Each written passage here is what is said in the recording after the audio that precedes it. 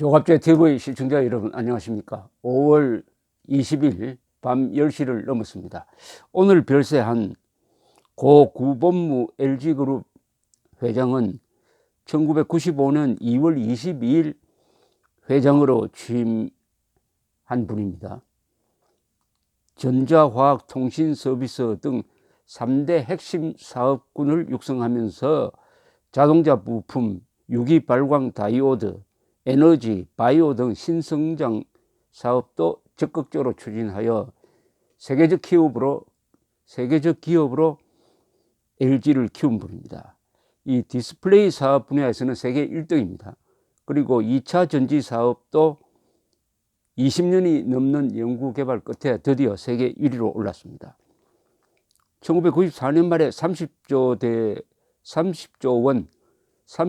원대였던 그룹 매출은 그 사이에 GS, LS, LIG, LF 등 계열을 분리해 내고도 작년에 160조 원대로 늘었습니다. 1600억 달러 매출액입니다. 1600억 달러. 이 기간 해외 매출도 수출이죠. 10조 원에서 110조 원으로 10배나 뛰었습니다. 그만큼 일자리를 많이 만들고 세금을 많이 냈다는 이야기입니다. 세금을 많이 냈다. 우리가 흔히 시장경제라고 하는데요. 시장경제의 주인공은 기업인입니다. 기업. 자본주의의 가장 핵심 인물은 정치인도 아니고 기자도 아니고 검사도 아니고 판사도 아닙니다. 기업인입니다. 기업인이 일자리를 만들고 세금을 냅니다. 과학을 발전시킵니다. 복지에 들어가는 돈, 국방비의 많은 부분을 기업인이 냅니다. 그런데 우리나라 지금 좌익 득세 풍조 속에서 기업인이 동네북이 되고 있습니다.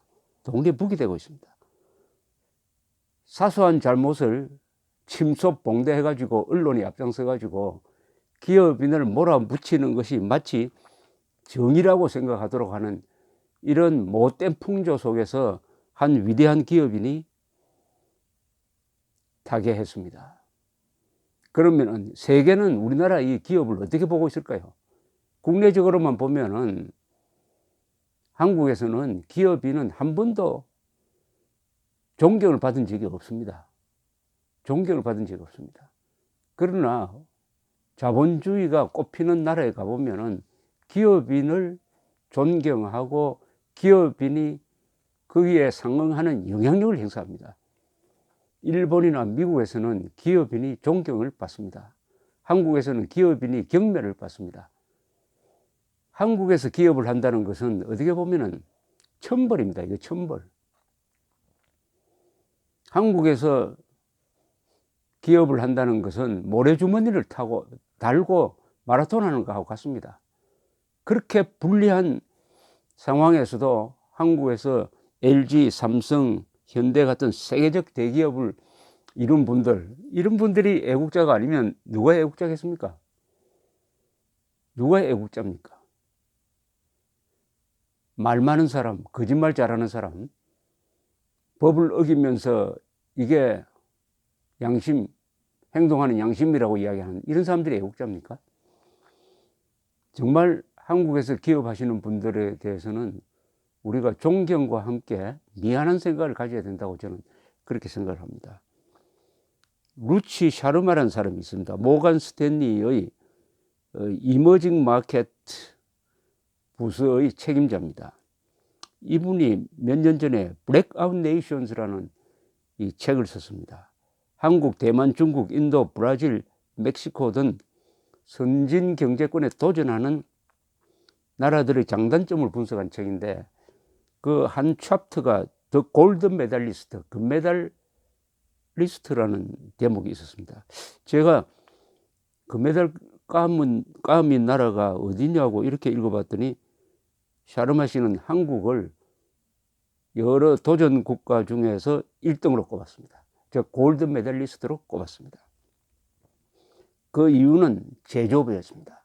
한국처럼 제조업이 이렇게 단단한 나라가 없고 금융위기, 외환위기를 겪으면서도 이 제조업은 더 강화되었다. 흔히 한국을 아시아의 아일랜드 사람, 아이리시라고 그러는데 자기는 아시아의 독일이다. 이렇게 극찬을 하고 있었습니다. 특히 한국과 라이벌이었던 대만과 비교를 하고 있었습니다. 대만과 한국을 어떤 식으로 비교하느냐 하면은, 대만은 주문 생산 방식에서 탈피하지 못하였지만 한국에서는 대기업을 키웠고, 이 대기업은 무모하게 보일 정도의 모험을 통하여 글로벌 브랜드를 만드는 데 성공했다. 즉 삼성, 현대, LG가 글로벌 브랜드를 만드는 데 성공했기 때문에 대만을 누르고 한국이 골드 메달리스트가 되었다, 이런 이야기였습니다. 삼성, 현대, LG는 한국 GDP의 약 16%를 차지하는데 이에 힘입어 수출이 범지구적으로 확대되었다는 겁니다. 그리하여 2003년에 한국 수출액의 3분의 2는 선진 경제권에 판 것인데 2011년에는 3분의 2가 중국 등 개발도상국으로 나갔다. 수출이 이렇게 다변화되었다는 이야기입니다. 한국의 수출액은 GDP의 53%이고 무역액은 GDP와 거의 맞먹어 세계에서 가장 개방적인 경제구조다. 즉 한국의 기업인은 세계 시장에서 뛰는 사람이다. 국제무대에서 뛰는 사람이다. 그런데 한국의 기자, 검사, 판사, 정치인들 국제무대에서 뜁니까? 한국이란 요 좁은 무대에서 뛰면서 1등 한다고 자랑하지 않습니까? 우리나라 이 대기업은 세계를 상대로 해서 탑 10에 올라간 사람들이다, 이 말입니다. 이 샤르마 씨는 이런 한국 성공의 중심에는 재벌 기업이 있다고 단정을 합니다. 한국의 재벌 기업은 장기적이고 모험적인 투자를 두려워하지 않는데 이는 오너가 확실하고 결정권을 가지고 있기 때문에 가능하다. 현대자동차가 세계 제5위의 판매량을 기록한 데는 정주영 회장의 미국 시장 진출 결단, 1986년 정몽구 회장이 결정한 신차 판매에 대한 10년 보정 및 알라바마 현지 공장 건설에 힘입은 바 크다. 이런 모험은 재벌 출신 경영자이니까 가능하였다는 것입니다. 자동차 도시 디트로이트가 퇴조하는 마당에 어떻게 미국에서 자동차 공장을 짓느냐는 비판도 있었지만 지금 현대의 알라바마 공장이 세계에서 가장 생산성이 높다, 이렇게 극찬을 하고 있습니다. 그러면서 샤르마 씨는 한국에서는 재벌 기업을 욕하지만은 자기가 보기에는 한국의 재벌 기업이야말로 세계에서 가장 강력한 기업 모델이다. The strongest corporate 모델이라고 했습니다. 가장 강한 기업 모델인데 그 이유는 가족이 소유하면서도 주식은 공개되어 있고 전문가들이 투명하게 관리하는 회사이기 때문이라는 겁니다. 공개된 기업은 경리를 투명하게 할 수밖에 없습니다.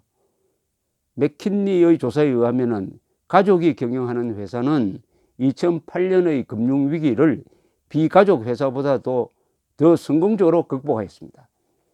가족 회사는 이 기간에 빚을 줄였고 기술 개발 투자는 오히려 늘렸다는 것입니다. 따라서 한국이 재벌 기업이라는 세계에서 가장 강력한 모델을 계속 유지할 수 있으려면 세 가지 조건이 충족되어야 된다는 겁니다. 오너십이 확실하고 전문 경영인이어야 한다. 전문 경영인이 들어가야 된다. 그리고 기업 경영이 투명하게 깨끗하게 해야 된다. 이렇게 되면은 첫째, 한국은 교육 수준이 세계 최고다.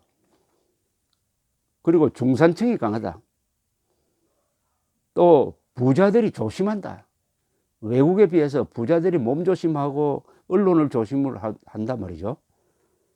이러니까 좀 어렵겠지만은 기업의 체질은 가장 강력하게 단련이 된다, 이 말입니다. 가장 단련이 된다, 이런 거죠.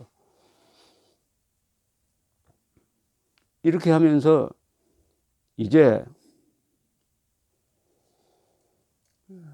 한국은 대만을 추월하고 이머징 마켓, 이 떠오르는 시장 경제권에서는 단연 1등을 차지했다. 그러면서 그 힘을 가지고 2008년 금융위기를 극복하면서 한국의 랭킹이 국제 수준에서 랭킹이 근본적으로 바뀔 수 있습니다. 2008년 이명박 정부의 공입니다. 이명박 대통령, 강만수 당시 부총리 두 사람 다 지금 다 감옥에 가 있습니다만은 두 사람의 공은 뺄 수가 없습니다. 세계에서 가장 극복을 잘했어요. 2008년. 그때 강만수 부총리가 어떤 집회에서 이야기한 게 있었습니다.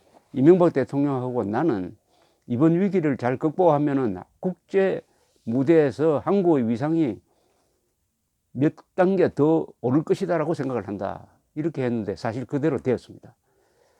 2008년 전과 후의 한국의 랭킹, 경제 부분에서의 랭킹이 한 10단계 달라집니다. 특히 삶의 질, 이명박 대통령 시절에 삶의 질, UNDP의 삶의 질, HDI라고 합니다. 휴먼 디벨롭먼트 인덱스, 국민소득, 교육 수준, 건강 모든 것을 종합한 삶의 질 랭킹에서 185개국에서 이명박 정부 시절에 한국이 12등이었습니다. 12등이었습니다. 영국, 프랑스보다 앞섰습니다. 아시아에서는 일본만이 한국보다 앞서 있었습니다. 그 랭킹이 그 뒤에는 계속 조금씩 떨어지고 있습니다.